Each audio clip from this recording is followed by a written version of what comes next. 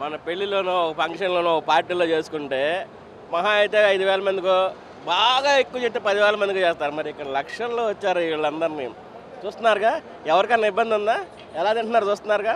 హ్యాపీగా ఒక ఫంక్షన్లో ఎలా తింటామో అలా మనకు కావాల్సింది పెట్టించుకుంది, కావాల్సినంతవరకు పెట్టించుకుంది. చికెన్ పెడుతున్నారు చూసారుగా, ఎగ్గు, మరి బగారా రైసు, పెరుగు చట్నీ, ఐస్ క్రీము, మజ్జిగ ప్యాకెట్లు. ఎక్కడ జరిగినా జరుగుతుందా? ఏ ప్లీనరీ అయినా తీసుకోండి, మీరు ఒక తెలుగుదేశం పార్టీ వదిలిపెట్టి ఏ ప్లీనరీ అయినా తీసుకోండి, ఇలాంటి భోజనాలు కానీ ఈ విధమైన ఏర్పాట్లు కానీ నా భవిష్యత్తు ఇంకెక్కడ ఉండబోవు.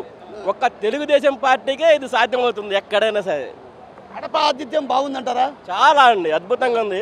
కడప రెడ్డమ్మ గారికి ధన్యవాదాలు తెలుపుకుంటున్నాం. కడప రెడ్డమ్మ కాదు, కమలాపురం నియోజకవర్గం, కమలాపురం ఎమ్మెల్యే కృష్ణ చైతన్యారెడ్డి ఉన్నటువంటి నియోజకవర్గం ఇది. కానీ ఏర్పాట్లు రెడ్డమ్మ గారే అనుకుంటున్నాం మేమైతే. అంటే ఇక్కడ కమలాపురం పబ్బాపురంలో జరుగుతుంది.